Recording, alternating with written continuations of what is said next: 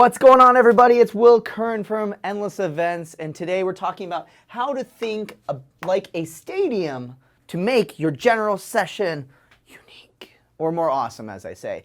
And I must admit, for today's Whiteboard Wednesday, I didn't come up with this idea, and this whole concept comes from an event that I spoke at earlier this year called Go West. If you have not heard of Go West, it is such an amazing event. If you're an event professional, you have to attend it. Go check it out because they're doing innovative stuff like this all the time, and I just had to give a big shout out to them because they're the reason why I'm sharing this idea, and they came up with this. So essentially the way we're talking about is about seating layouts, and when it comes to your seating layouts to events, everyone's all about doing stuff unique and different, right? Instead of doing the traditional ballroom chairs where everyone's kind of sitting and doing rows of seats, we're talking about doing things in the round, or we're talking about putting couches on, all those things like that. But it's all been overdone, and this unique idea, honestly, I'm recommending to all my clients to do because it's just so cool and so exciting and unique that you have to do it at your next event. So we're going to talk a little bit about the layout. This obviously can be shifted around. Feel free to take elements from it and things like that, or just feel free to take the whole entire idea, but make sure that you give credit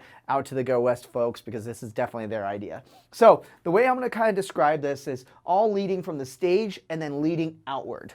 So in this case, the way they did their stage, they actually did like a triangle diamond in the center of the room, and then everything kind of folded out from there in an almost half round setup, meaning that it wasn't fully in the round, there was no one behind them, it was mainly on the sides and then obviously kind of in a half round semicircle, right? And everything kind of came out from there. And luckily we've color coded this so you'll be able to understand exactly how this all works. But the whole concept behind this is the idea that in the back is the highest point. Similar to when you're in a stadium, if you're on the nosebleed seats, you're at the highest point. But then everything slowly comes down and anchors in as you get closer to the stage and gets lower and lower.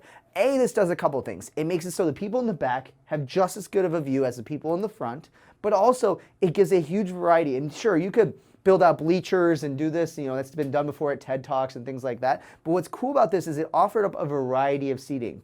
So, for example, at the top where we had this kind of bleacher level setup, we had your traditional more ballroom chairs, right? Where it has, maybe arms or just seating and just normal chairs, right? Then from there, we went into more high top level tables, then the more normal top level tables, then some lower chairs, and then we go into the couches, more of a lounge setup. And as you went down, it kind of created this angle, which is really cool. And what was awesome that they did for this event that also added to this experience is, from an AV perspective, the lighting started up higher in the back and slowly went down as you got closer, creating this really intimate effect, keeping the lighting really, really close to the audience. Super duper cool. Oh my gosh, I get so nerdy and excited just talking about this setup because it makes me so excited for things like this. Little simple changes that can help make your event unique. So again, let's review kind of how the seating was done and how they implemented it. So, starting in the back, we just had our normal chairs kind of coming in, sitting on top of these bleacher-esque setups. And if you look on the top-down view, you can see these were kind of in the main back area of here as well. They're kind of the furthest seats away from the audience. But what's great about it is some people just really like these traditional ballroom sets. They don't want to be close to the stage. They want to be able to maybe dip out for a quick call or something like that and get out really, really fast. It gave that opportunity for them to be in the back and, again, to get that view. The next tables that came in were more high top tables, more standing high bar top level chairs. What was great about this is not only does it give the opportunity if someone wants to sit in a high top to be able to do this, but it also gives the opportunity if someone like me, for example, where I stand all day typically, gives me the opportunity to stand. Super duper cool.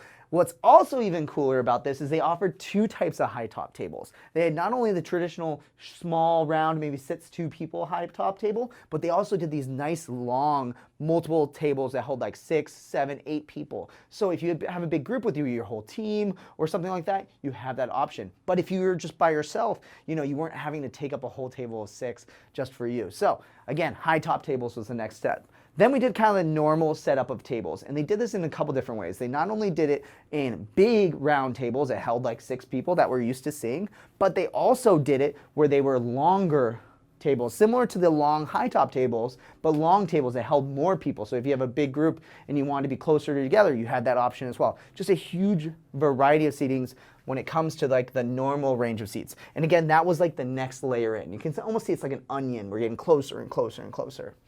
The next level was kind of a low top table. So again, like maybe more like a coffee table, or maybe just kind of a little bit lower than that. You know, seats with 2 tables, maybe, you know, maybe 3 people at them. That sort of option kind of gave it as well. And, you know, just kind of like a little bit more casual. Just need a place to put my coffee. You don't necessarily need a place to write down notes or use my laptop. Just an area that, you know, I can leave my coffee down, because we all know how much we need. And again, we're getting closer inward towards the stage.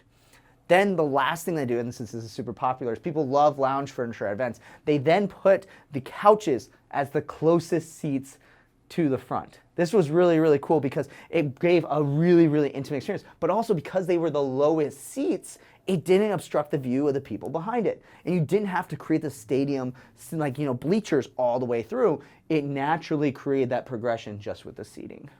Wow, so cool. And then obviously we had the stage right here.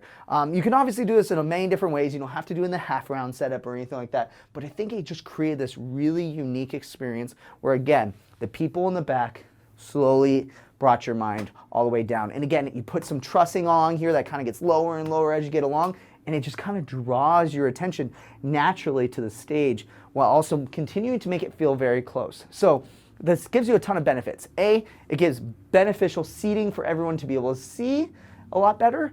It gives people the choice of variety of seating as well, so they can choose the way they want to be, but also gives choice in variety of positioning as well. So, you know, if you don't want to sit right in the very, very front, you have that option to go down in the middle and everything in between. So again, making it super comfortable, making it feel lived in and, you know, more like a living room than anything, and making us feel at home. That's what it's all about at events, right? So this is just a concept I had to share because I thought it was super duper cool and super duper unique when it came to events. Just the variety of seating that you had as an option to be able to make your event feel a little bit more unique. So I'd love to know what you think. How would you change this setup? How would you do things a little bit differently? Have you done something like this before? Did it work really well? Did it not work really well? What'd you think about this? So I'd love to hear your opinions, or if you're planning on doing this for your next event, let us know down in the comments and let us know when you're going to be implementing this idea and doing it for your next event. I'd love to hear it. While you're also down there, make sure to hit that subscribe button and that bell icon so that way you get notified every single time we do a Whiteboard Wednesday. I'd love to see you back here next time. And if you dislike this video, leave us a comment down below. Let us know if we can do better, how we can make these videos more awesome and engaging for you. But, you know, we love hearing all of your guys' feedback and comments down below. So this has been Will Curran talking about how to think like a stadium to make your general session setup more unique. We'll see you next week on Whiteboard Wednesday. Adios.